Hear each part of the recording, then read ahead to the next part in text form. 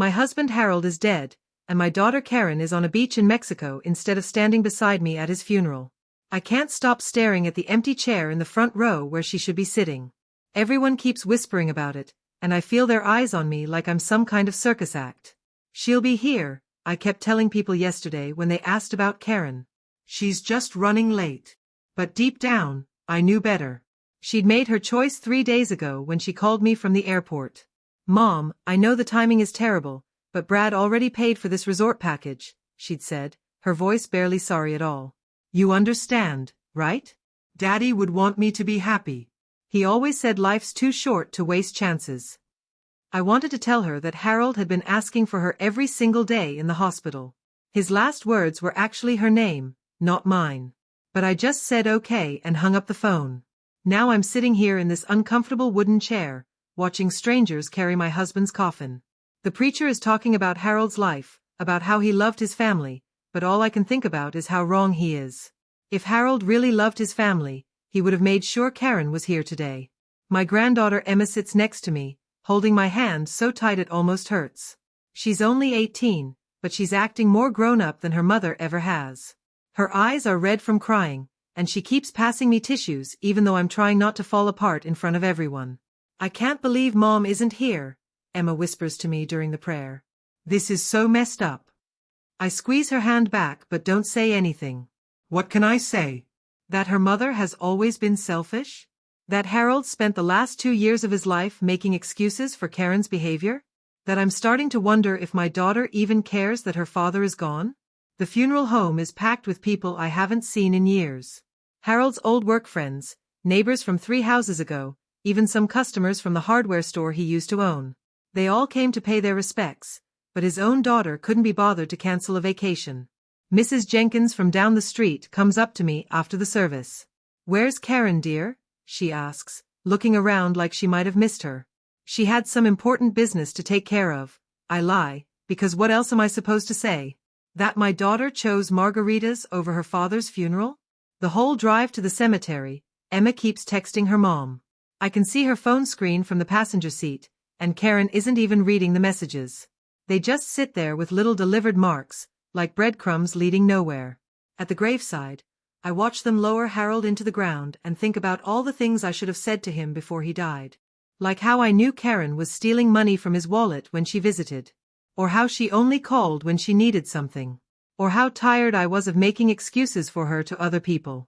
The preacher asks if anyone wants to say a few words. Emma stands up, even though she's shaking, and talks about how Grandpa Harold taught her to fish and always remembered her birthday. She talks about how he used to sneak her cookies before dinner and how he promised to teach her to drive his old truck. I'm so proud of her I could burst. But I'm also angry that she has to do this alone, without her mother here to support her. After everyone leaves, Emma and I sit in my car in the cemetery parking lot. She's crying again, and I don't know what to do. I've never been good at this kind of thing. Harold was always the one who knew what to say when people were hurting. Grandma Rose, why didn't Mom come? Emma asks me, and I realize she needs a real answer, not another lie. I don't know, sweetheart, I tell her. Sometimes people make choices that don't make sense to the rest of us. But Dad died, she says, like that should explain everything. And it should, but it doesn't, not to Karen. I start thinking about all the times over the years when Karen disappointed us. The graduations she missed, the birthdays she forgot, the promises she broke. Harold always said she'd grow out of it, that she just needed time to figure things out. But she's 38 years old now, and she's still acting like a teenager. On the drive home, Emma asks if she can stay with me for a few days. I don't want to be alone right now, she says, and I realize neither do I. You can stay as long as you want, I tell her, and I mean it. She's the only family I have left who actually acts like family. That night, I can't sleep. I keep thinking about the empty chair and about Harold's last words and about how Karen is probably posting vacation pictures on social media right now. I get up and go to Harold's study, where he kept all his important papers.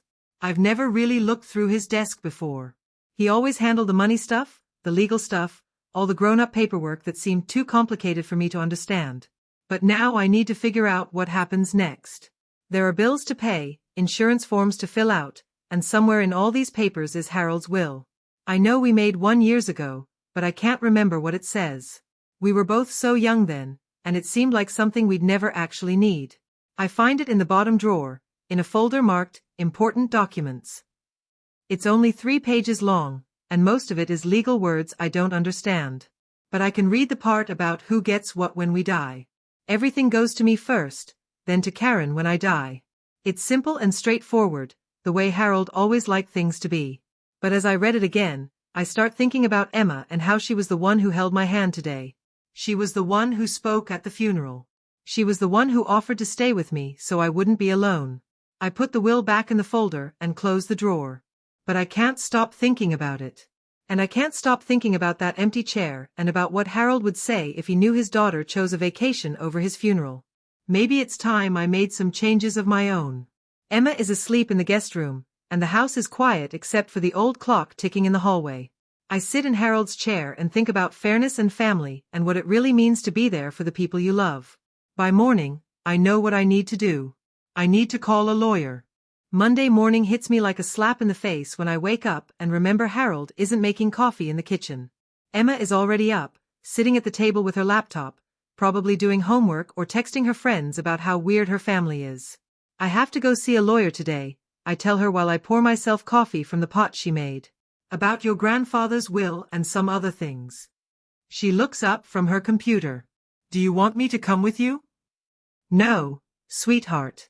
This is something I need to handle myself. The truth is, I don't want Emma to know what I'm thinking about doing. Not yet. She might try to talk me out of it, or worse, she might agree with me, and then I'd feel even more guilty about the whole thing. Jonathan Mitchell's law office is in one of those old brick buildings downtown that makes you feel like you're walking into a bank from 50 years ago. The secretary, a woman about my age with perfectly styled gray hair, tells me to have a seat and that Mr. Mitchell will be right with me. I sit in a leather chair that's probably worth more than my car and try to practice what I'm going to say. I want to change my will because my daughter is selfish. Sounds pretty awful when you say it out loud. But I want to make sure my granddaughter is taken care of. Sounds better. Mrs. Patterson? A tall man in an expensive suit comes out of an office. I'm Jonathan Mitchell. I'm so sorry for your loss. Harold was a good man. His office has more books than I've ever seen in one place, all lined up on shelves that go from floor to ceiling. There's a big wooden desk covered with papers and files, and pictures of his family scattered around. Thank you for seeing me on such short notice, I say, settling into another leather chair across from his desk. Of course. What can I help you with today? I take a deep breath. I want to make some changes to my will. After what happened at Harold's funeral, I've been doing some thinking about my family situation. Mr. Mitchell nods and pulls out a thick file. Let me get Harold's paperwork so we can review your current arrangements. He flips through several documents, and I watch his eyebrows scrunch together like he's confused about something. Is there a problem? I ask. He looks up at me with an expression I can't quite figure out. Mrs. Patterson, when was the last time you and Harold discussed your estate planning? Oh, I don't know. Maybe 10 years ago? He always handled that kind of thing. I just signed where he told me to sign. Mr. Mitchell's face gets very serious, and he closes the file. I'm afraid there's something you need to know about Harold's recent changes to his will.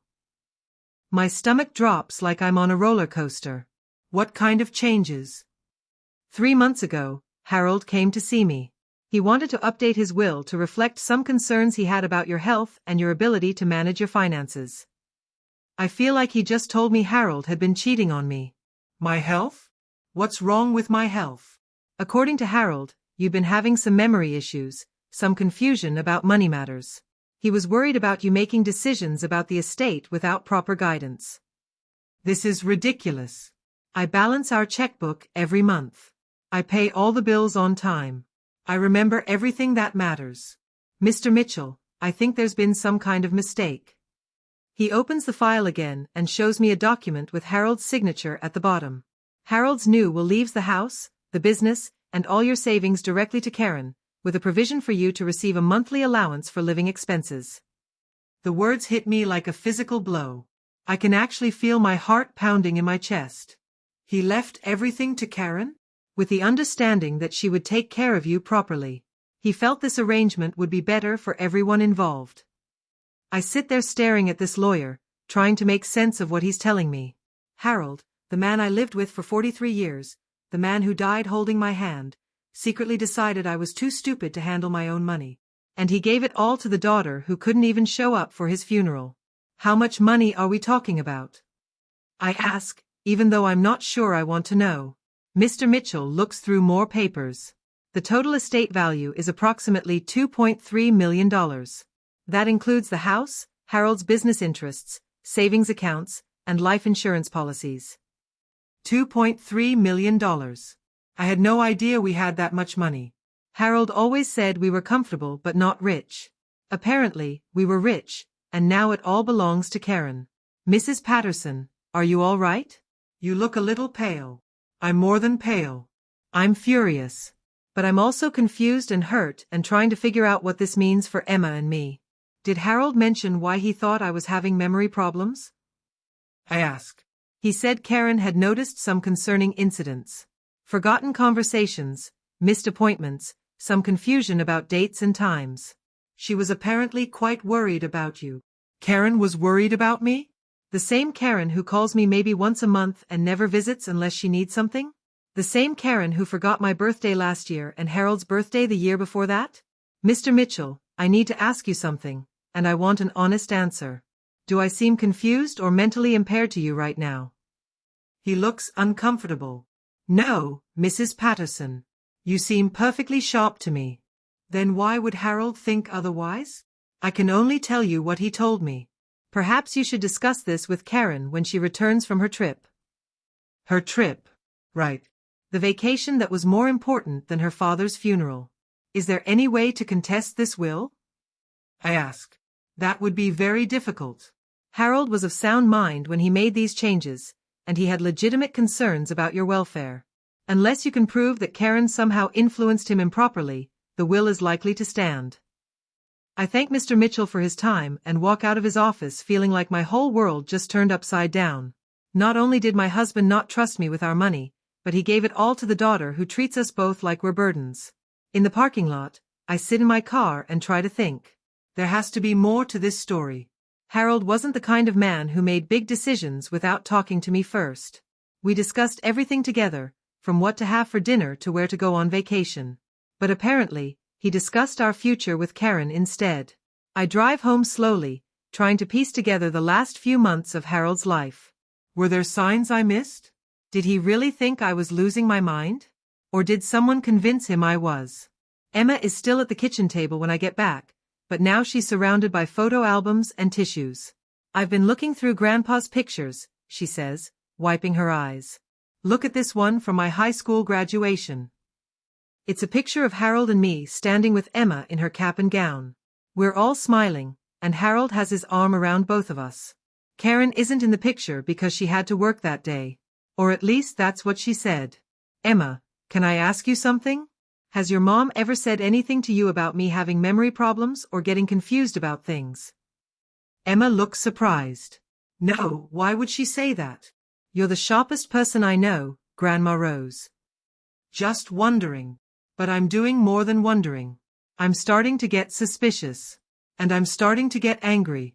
That night, after Emma goes to bed, I go back to Harold's study. If he really thought I was losing my mind, there might be evidence of it somewhere in his papers. Doctor visits I don't remember, conversations I forgot, something that would explain why he made such a drastic decision without talking to me. I search through every drawer, every file, every scrap of paper. I find bills and receipts and old tax returns, but nothing about my health. Nothing about memory problems or doctor visits or any reason why Harold would think I needed a guardian. What I do find is something else entirely. Hidden in the back of the bottom drawer is a small notebook with phone numbers and dates written in Harold's handwriting. Most of them are numbers I recognize, but there are several calls to Karen's phone number in the weeks before he died. Lots of calls. More calls than Karen ever made to us. I sit back in Harold's chair and think about this. If Harold was so worried about my mental health, why didn't he talk to me about it? Why didn't he take me to a doctor? Why didn't he ask Emma what she thought? Instead, he called Karen. Over and over again. And somehow, after all those phone calls, he decided to leave everything to the daughter who couldn't be bothered to come to his funeral. Something about this whole situation stinks, and I'm going to find out what it is. Karen's white BMW sits in her driveway like a shiny trophy, still covered in airport parking dust from her Mexico trip. I park behind it so she can't leave, then march up to her front door with Harold's notebook clutched in my hand. She answers wearing a silk bathrobe and designer sunglasses, even though it's only 10 in the morning. Her skin is golden brown from vacation sun, and she's holding a coffee mug that probably costs more than most people's grocery budget. "Mom, what a surprise," she says, not opening the door wider or inviting me in. "How are you holding up?" "We need to talk," I tell her, pushing past her into the marble hallway that Harold's money paid for. Karen's house looks like a magazine shoot. Everything is white and gold and perfect, from the crystal chandelier to the spotless furniture that no one actually sits on. It's the kind of place where you're afraid to touch anything. "Would you like some coffee?" she asks, following me into her kitchen. "I just got back last night, and I'm still a little jet-lagged." Last night. She got back last night, a full day after we buried her father, and she didn't even call to ask how the funeral went. "How was Mexico?" I ask, watching her pour coffee into another expensive mug. "Oh, it was wonderful. The resort was absolutely beautiful, and the weather was perfect every single day." She shows me pictures on her phone. Karen laughing on a beach. Karen holding colorful drinks. Karen posing with strangers who look just as selfish as she does. "Your father asked for you every day in the hospital," I say quietly. She puts down her phone. "Mom, you know I wanted to be there. But Brad had already paid for the trip, and we couldn't get our money back." Daddy would have understood. He always said life is for living. Life is for living. That's not something Harold ever said. That sounds like something Karen would make up to justify her choices. "I went to see Mr. Mitchell yesterday," I tell her. Her face doesn't move, but something flickers behind her sunglasses. "Oh. How is Jonathan doing?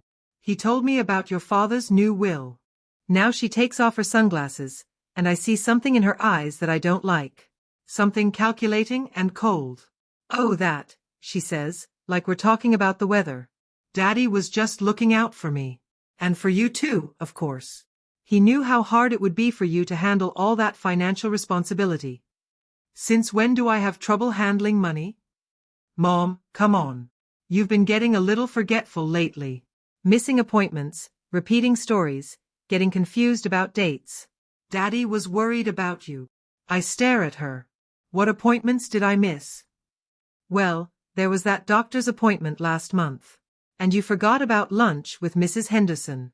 Plus, you kept asking Daddy the same questions over and over." "None of this is true. I keep a calendar. I write down every appointment, every lunch date, every important event. And Mrs. Henderson moved to Florida 6 months ago. Karen, I think you're confused about some things." She laughs, but it doesn't sound happy. "See? That's exactly what I'm talking about. You're getting defensive about little memory slips. It's perfectly normal at your age." "At my age?" "I'm 68 years old, not 98. And my mind is as sharp as it's ever been." "I found your father's notebook," I say, pulling it out of my purse. "He called you 47 times in the month before he died." "That's more than once a day." Karen's face goes completely blank. "So? We talked a lot. He was sick, and I was worried about him." "What did you talk about?" "Just family stuff. How he was feeling, how you were doing, normal things." But I can tell she's lying. Her voice gets higher when she lies, the same way it did when she was a teenager sneaking out of the house. "Did you tell him I was having memory problems?" I mentioned that I was concerned about some things I'd noticed. "Any good daughter would do the same thing." "What things?" "Mom, this is silly. Why are we fighting about this? Daddy made his decision because he loved both of us. He wanted to make sure you'd be taken care of properly." "Taken care of properly?" "Like I'm a child who can't be trusted with scissors. So you think it's normal that he left everything to you without talking to me about it first?" Karen sets down her coffee mug with a sharp clink. "Look, Mom, I know this is hard for you to accept. But Daddy knew you'd be emotional about it. He didn't want to upset you while he was sick." "I'm not emotional. I'm angry. There's a difference. See? You're getting all worked up over nothing." This is exactly what Daddy was worried about. I want to scream at her. I want to shake her until she admits what she did. But instead, I take a deep breath and count to 10, the way Harold taught me to do when Karen was a teenager and driving us both crazy. I'm going to contest the will, I tell her calmly. Her fake smile disappears completely. You can't do that. Actually, I can. Mr. Mitchell explained my options. Mom, that would be a huge mistake. Legal battles are expensive and stressful, especially for someone in your condition. My condition? Like I have some kind of disease. What condition is that, Karen? You know what I mean. You're grieving, you're not thinking clearly, and you're obviously confused about the family finances. Daddy set things up this way to protect you. From what? From making bad decisions. From people who might try to take advantage of you. From yourself. I've never wanted to slap someone so badly in my life. But I keep my hands folded in my lap and my voice steady. I see. So your father thought I was incompetent. Not incompetent. Just vulnerable. He wanted someone responsible to handle things. Someone responsible. The same person who missed her father's funeral for a beach vacation. And you think you're responsible? I know I am. I have a business degree, I understand investments, and I'm not emotionally compromised like you are right now. She has a business degree that Harold paid for. She understands investments because Harold taught her about them when she needed money for her house. And she's not emotionally compromised because she doesn't care about anyone but herself. Karen, I want you to listen to me very carefully, I say, standing up from her expensive kitchen stool. I know what you did. What are you talking about? I think you convinced your father that I was losing my mind so he'd leave you everything in his will. Her face turns red, and for a second she looks just like she did when she was 5 years old and got caught stealing cookies. That's ridiculous. And it's exactly the kind of paranoid thinking that proves Daddy was right to be concerned about you. Is it paranoid to wonder why you called him so much? Is it paranoid to notice that he never mentioned these supposed memory problems to me? Is it paranoid to think it's suspicious that you didn't come to his funeral? I explained about the trip dash. You chose a vacation over your father's funeral. That tells me everything I need to know about who you really are. Karen slams her coffee mug down on the counter so hard that coffee splashes everywhere. Don't you dare judge me. I've been nothing but patient with you and Daddy for years. Do you have any idea what it's like having a father who calls you crying because he's worried about his wife's mental health? Do you know how many nights I stayed up talking him through his fears about your future? What fears? He was terrified that you'd end up in some nursing home because you couldn't take care of yourself anymore. He was scared that you'd give away all your money to scammers or make terrible financial decisions. He wanted to make sure you'd always be comfortable and safe. This sounds almost believable, except for one thing. Harold never cried. Not once in 43 years of marriage did I ever see him shed a tear, not even when his own mother died. Did he really cry, Karen? Or are you making that up too? Get out, she says, pointing toward the door. Get out of my house right now. This conversation isn't over. Yes, it is. And if you try to contest Daddy's will, I'll have you declared mentally incompetent. I have documentation of your decline, and I have witnesses who've seen your behavior. What witnesses? People who care about our family's reputation. People who don't want to see you embarrass yourself in court. I walk toward her front door, but I turn around before I leave. Karen, your father's last word was your name. He died asking for you, and you weren't there. You'll have to live with that for the rest of your life. She doesn't say anything, but I see tears in her eyes for the first time since I arrived. Good. Maybe she's not completely heartless after all. But as I drive away from her perfect house, I realize something important. Karen isn't just greedy. She's scared. And scared people make mistakes. I'm going to find out what she's really afraid of. Karen thinks she's won, but I've been married to a businessman for 43 years. Harold taught me that information is power, and I'm about to become very powerful. The first stop is the Riverside County Recorder's Office, a boring gray building where they keep records of every property sale, every mortgage, every piece of real estate business that happens in our county. If Karen's been getting money from Harold, there might be evidence of it here. The clerk, a young man with thick glasses and a friendly smile, helps me pull up records on Karen's house. What I find makes my blood boil. Harold didn't just help Karen buy her house. He bought it for her. The deed shows he paid cash, $700,000, just 2 years ago. Is there a way to see if there are any liens or loans against this property? I ask. Sure, let me check. The clerk types on his computer. Looks like there's a second mortgage taken out 6 months ago for $200,000. $200,000. Karen borrowed that money against a house she didn't even pay for. Can you tell me who the lender is? It's a private lender called Sunshine Financial Solutions. Never heard of them. Neither have I, but I write down the name and address. My next stop is the public library, where I spend 3 hours on their computers learning everything I can about private lenders and second mortgages. What I discover is that Sunshine Financial Solutions isn't a regular bank. They're what people call a hard money lender, which means they loan money to people who can't get loans from normal banks. They also charge interest rates that would make a loan shark blush. According to their website, Karen is paying 18% interest on that $200,000. That's almost $3,000 a month, just in interest payments. I print out everything I can find about Sunshine Financial and Karen's loan. Then I drive to the address listed on their website. It's not what I expected.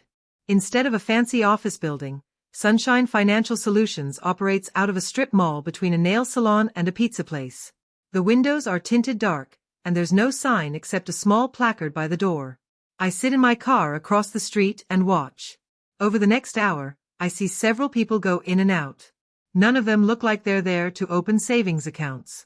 They look worried, desperate, like people who've run out of options. One woman comes out crying. My phone rings. It's Emma. Grandma Rose, where are you? I came home for lunch and you weren't here. I'm doing some research, sweetheart. I'll be home soon. Research about what? I almost tell her about what I found, but something stops me. Emma loves her mother, despite everything Karen has done. It wouldn't be fair to burden her with this information before I know what it all means. Just some paperwork your grandfather left behind. Nothing important. But it is important.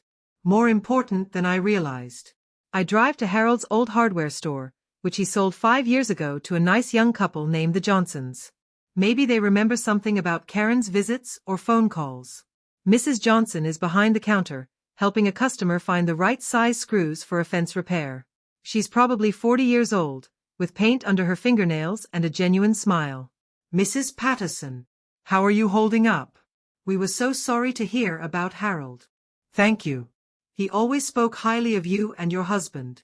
He was a good man. Honest as the day is long, and he really cared about his customers. We chat for a few minutes about the store and how business is going. Then I ask what I really came here to find out. Did Karen ever come by the store? Maybe in the last few months. Mrs. Johnson's face gets a little uncomfortable. Well, yes, she did stop by a few times. She was asking about the store's value, whether we might be interested in selling it back. Selling it back? She said Harold was thinking about getting back into the business, maybe as something to leave to his granddaughter. But we told her we weren't interested in selling. Harold wasn't thinking about getting back into the business. He was 72 years old and had been retired for 5 years. He spent his time fishing and working in his garden, not dreaming about running a hardware store again. Did she mention why Harold wanted to buy it back? She said something about family legacy and making sure Emma would have something to inherit. But honestly, Mrs. Patterson, it seemed like she was more interested in the money than the legacy. I'll bet she was. Did she happen to mention how much she thought the store was worth?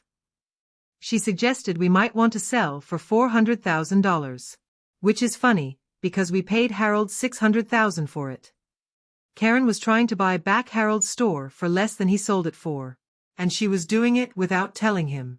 I thank Mrs. Johnson and drive home, my head spinning with questions. Why does Karen need so much money? What is she planning to do with Harold's inheritance? And why is she borrowing money against a house she doesn't even own? Emma is waiting for me in the kitchen with a sandwich and a worried expression. Grandma Rose, are you okay? You've been acting strange since the funeral. I sit down across from her and try to decide how much to tell her. Emma, what do you know about your mother's financial situation? What do you mean? Does she have money problems? Does she seem worried about bills or debt? Emma thinks for a minute. She's always complaining about money. She says her business isn't doing well, and she's always stressed about paying for things. But she still buys expensive stuff and goes on vacations, so I figured it couldn't be that bad. What kind of business does she have? She calls herself a marketing consultant, but I don't really know what that means. She works from home mostly, and she's always on the phone with people about websites and social media stuff. A marketing consultant who needs to borrow $200,000 at 18% interest. That doesn't sound like a successful business to me. Emma, has your mother ever mentioned wanting to sell your grandfather's store? The hardware store? No, why would she want to sell it? Grandpa doesn't own it anymore. Just curious.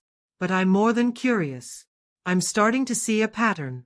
Karen needs money, lots of it, and she's been trying to get it any way she can. She borrowed against her house, she tried to buy back Harold's store for less than it was worth, and now she's inherited over $2 million from a man she convinced was losing his mind. That night, after Emma goes to bed, I call my friend Margaret, who used to work at the bank where Harold kept his business accounts. Rose, I'm so sorry about Harold. He was such a good man. Thank you, Margaret. I have a question that might sound strange, but I need to know. In the months before Harold died, did Karen ever come to the bank asking questions about his accounts? Margaret is quiet for a long moment. Rose, you know I can't really discuss bank business, even with you. I'm not asking for account numbers or balances. I just need to know if she was there. Another pause. She came in a few times. Said she was worried about Harold's memory and wanted to make sure all his accounts were in order. What did she want to know? She asked about his business accounts, his savings, whether he had any safe deposit boxes. She seemed very concerned about his financial management. His financial management. Harold managed money better than anyone I knew. He never missed a payment, never bounced a check, never made a bad investment. Did she ask about me? She mentioned that you've been having some trouble remembering things, and she wanted to make sure the accounts were set up so someone could help you if needed. Margaret, I need you to be honest with me. Do I seem like someone who's having memory problems? Absolutely not. You're sharp as a tack, Rose. You always have been. After I hang up, I sit in Harold's chair and try to put all the pieces together. Karen convinced Harold I was losing my mind. She convinced the bank that Harold was worried about his financial management. She tried to buy back his store for less than it was worth. She borrowed money against a house she didn't pay for. And now she's inherited over $2 million. But there's something else, something I'm missing. Karen isn't just greedy. She's desperate. People don't pay 18% interest unless they're in serious trouble. I think about the woman I saw crying outside Sunshine Financial Solutions. I think about Karen's perfect house and expensive clothes and vacation in Mexico. I think about the fact that she threatened to have me declared incompetent if I contest Harold's will. She's not just stealing my inheritance. She's trying to steal my life. But I have something she doesn't know about. Harold was careful about everything, and he always kept detailed records. If Karen has been manipulating him, there might be evidence of it somewhere. I just have to find it. Harold's safe deposit box key was hiding in his tackle box all along, taped underneath the bottom tray where he kept his favorite fishing lures. I found it this morning while looking for something to remember him by, and now I'm sitting in First National Bank waiting for the manager to let me inside box 247. Mrs. Patterson, I'm sorry for your loss, says Mr. Chen, the bank manager. Harold was one of our most trusted customers. The safe deposit box room is cold and quiet, like a library where no one's allowed to talk. Mr. Chen uses his key and my key at the same time, and the long metal box slides out of the wall.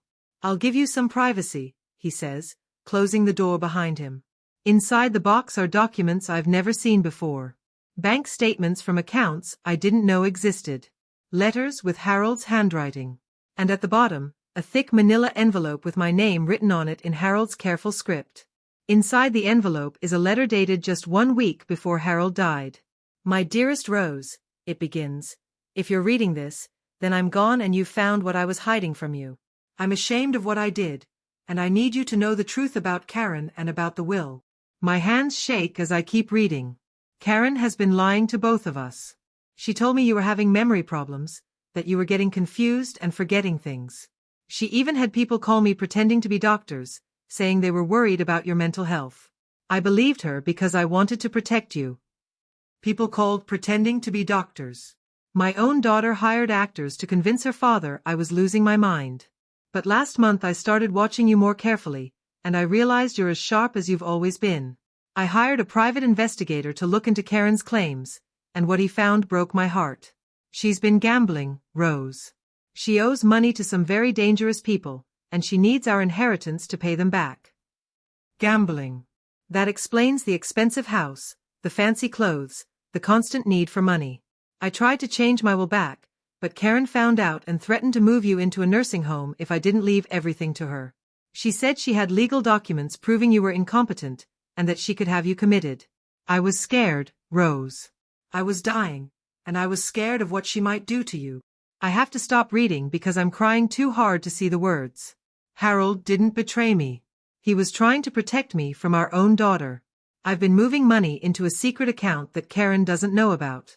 There's almost $500,000 in it, enough to take care of you and Emma for the rest of your lives.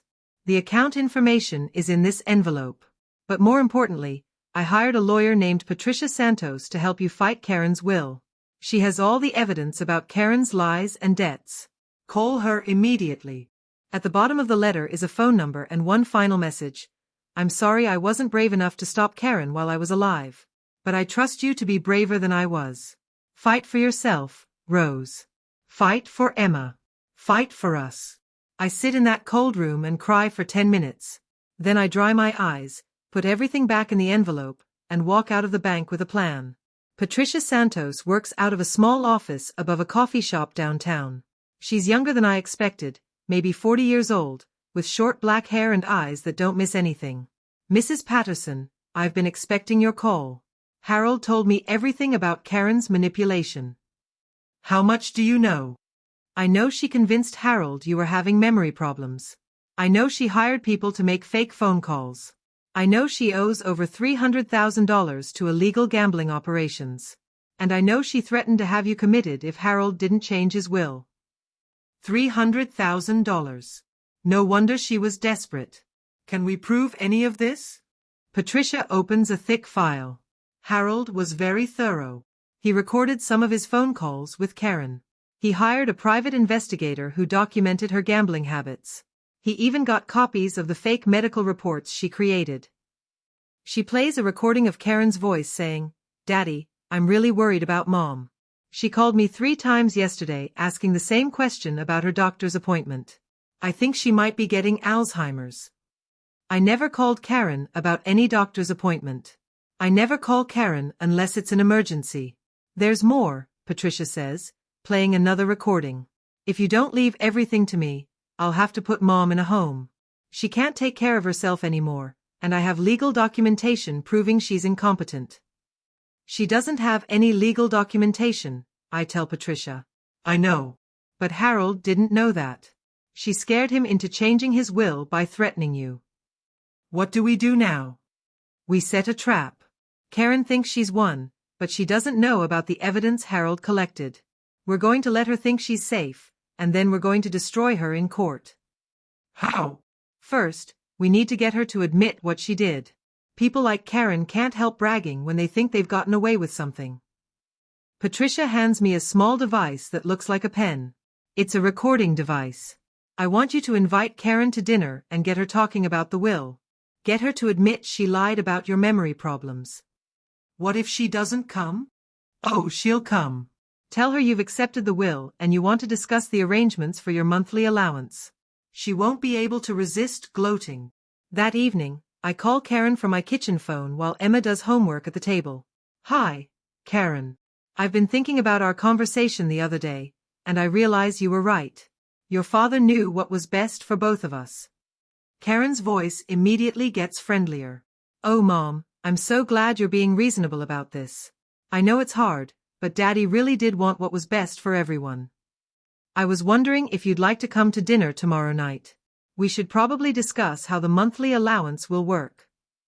Of course. I'd love to come over and talk about everything. Should I bring anything? Just yourself. I'll make Harold's favorite meal. After I hang up, Emma looks up from her homework. You're having Mom over for dinner? Yes, we need to talk about some family business. Are you going to tell her about Grandpa's letter?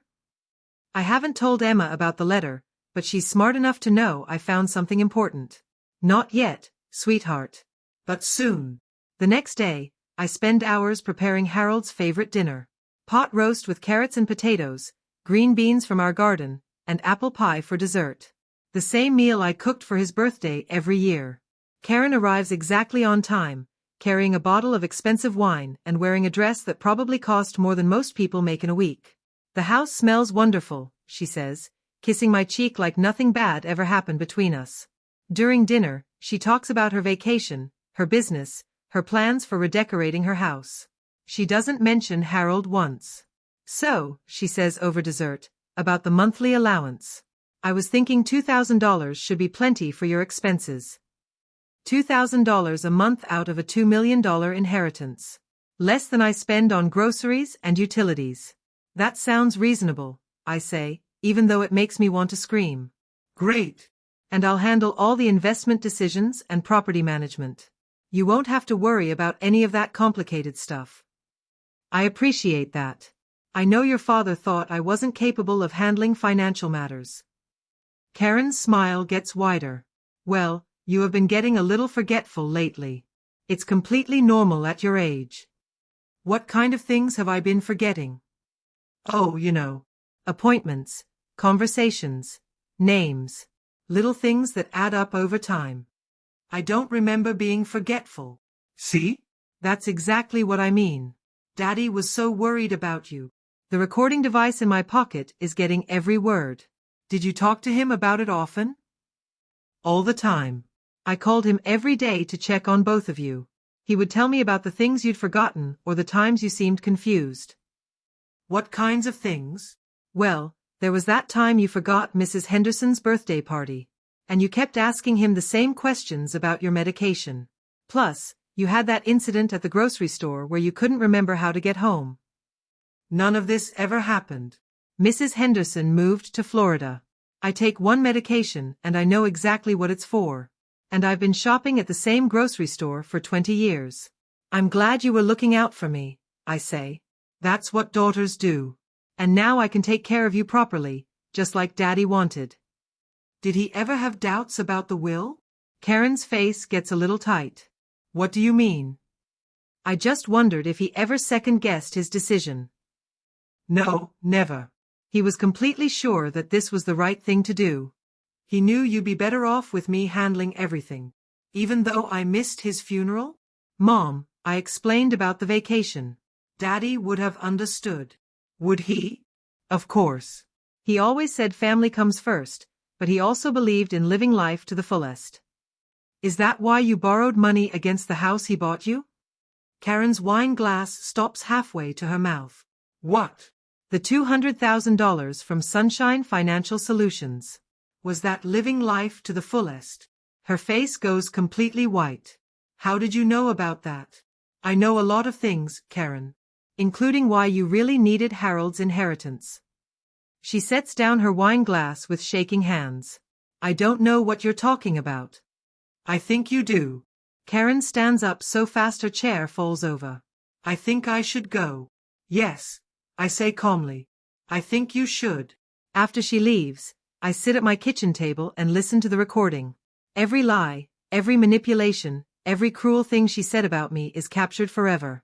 Tomorrow, Patricia Santos and I are going to court. And Karen is going to learn that some traps take 43 years to set. Judge Maria Rodriguez has been on the bench for 20 years, and her reputation for seeing through lies is legendary in our county. She's also known for protecting elderly people from family members who try to take advantage of them. I sit in the front row of the courtroom with Emma on one side and Patricia Santos on the other. Behind us are Harold's old friends, neighbors who've known me for decades, and Mrs. Johnson from the hardware store. They all came to support me, to tell the truth about who I really am. Karen sits across the aisle with her expensive lawyer, a man in a $1,000 suit who keeps checking his phone like he has somewhere more important to be. Your Honor, Patricia begins. We're here today because Harold Patterson's will was obtained through fraud, coercion, and elder abuse. His daughter Karen convinced him that his wife of 43 years was mentally incompetent, and she used that lie to steal a $2 million inheritance. Karen's lawyer objects immediately. Your Honor, Harold Patterson was of sound mind when he made his will. He had legitimate concerns about his wife's ability to manage their estate. Then let's hear the evidence, Judge Rodriguez says. Patricia plays the recording from dinner, and Karen's voice fills the courtroom, admitting she called Harold every day to report my supposed memory problems. Her voice describing incidents that never happened, conversations that never took place, medical issues that don't exist. Your Honor, the defendant will claim these were genuine concerns, Patricia says. But we have proof that every single incident she described to her father was a lie. She presents Harold's private investigator's report, showing that Karen hired actors to call Harold pretending to be doctors concerned about my mental health. She shows bank records proving Karen borrowed money against a house she didn't pay for. She reveals gambling debts that explain why Karen needed the inheritance so desperately. Most importantly, Patricia says, holding up Harold's letter, we have Harold's own words, written just before his death, explaining how he discovered Karen's deception and tried to undo the damage she had caused. Karen's lawyer tries to argue that the letter isn't valid, that Harold was confused when he wrote it, that grief makes people imagine conspiracies that don't exist. But then Patricia calls her first witness. Mrs. Patterson, please tell the court about your mental state over the past year. I stand up and walk to the witness chair, feeling stronger than I have in months. Your Honor, I balance my checkbook every month to the penny. I drive myself to all my appointments. I cook, clean, garden, and take care of my granddaughter. I have never forgotten a conversation with my husband, never missed a doctor's appointment, and never needed help finding my way home from anywhere. Have you ever shown signs of memory loss or confusion? No, Your Honor. My mind is as clear today as it was 20 years ago. Patricia asks me to recite my address, phone number, social security number, and the names and birthdays of everyone in my family. I get every single answer right. Then she asks me about my finances. I explain every account Harold and I had, every investment, every bill we pay each month. I know more about our money than Karen ever bothered to learn. Mrs. Patterson, why do you think your daughter convinced her father you were mentally incompetent? Because she owed money to dangerous people, and she needed our inheritance to pay them back. Karen's lawyer objects, but Judge Rodriguez overrules him. How much money did your daughter owe? Over $300,000 to illegal gambling operations. The judge looks at Karen with an expression that could freeze water. Patricia calls Emma next. Miss Patterson, you lived with your grandmother after your grandfather died. In your opinion, does she show any signs of mental decline? No way, Emma says firmly. Grandma Rose is the smartest person I know. She helps me with my homework, remembers everything about my friends, and never forgets anything important. She's more organized than most people half her age. Has your mother ever mentioned concerns about your grandmother's mental health to you? Never. Not once. What has your mother said about the inheritance? Karen's lawyer objects, but Judge Rodriguez wants to hear the answer. She said she was going to sell everything and put Grandma Rose in a nursing home so she wouldn't have to worry about taking care of her. The courtroom gets very quiet. Mrs. Johnson testifies about Karen trying to buy back Harold's store for less than it was worth. Margaret from the bank explains how Karen asked suspicious questions about Harold's accounts while claiming to be worried about his financial management. Dr. Williams, my actual doctor, testifies that I've never shown any signs of dementia or memory loss in the 15 years he's been treating me. By the time Patricia finishes presenting our case, Karen looks like she wants to disappear into the floor. Karen's lawyer tries to save her by arguing that she genuinely believed I was having problems, that she was just trying to protect the family, that her gambling debts don't prove she lied about my mental health. But then Judge Rodriguez asks Karen to take the witness stand. Miss Patterson, did you hire people to call your father pretending to be doctors? Karen's lawyer told her to answer honestly, but I can see her struggling with the truth.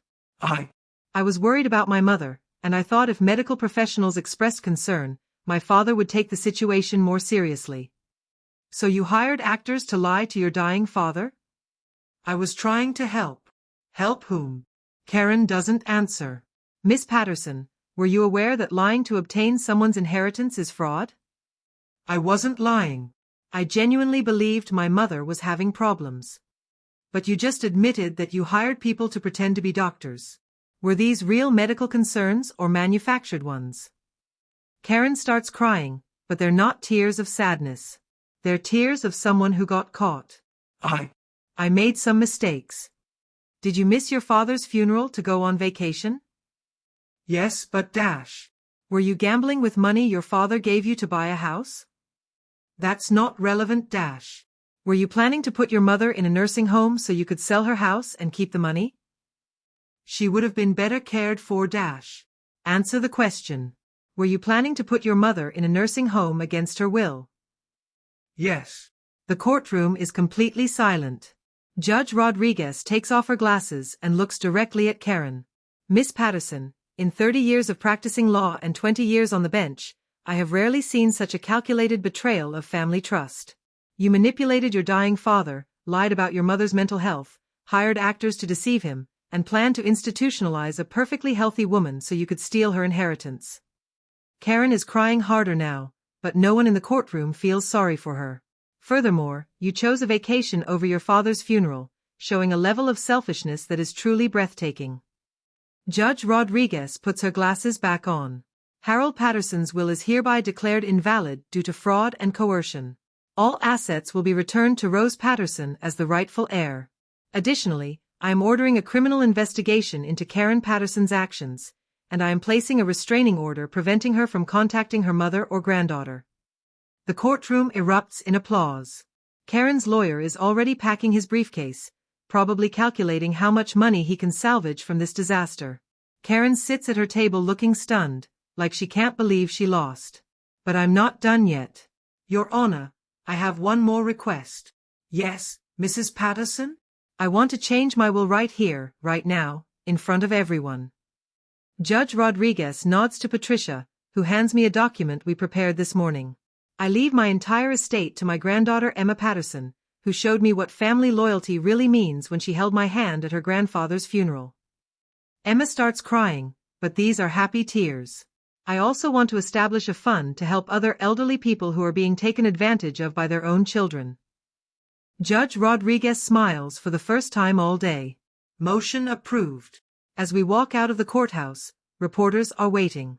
The story of Karen's betrayal has already made the local news, and by tomorrow it will be a cautionary tale that families across the country will read about.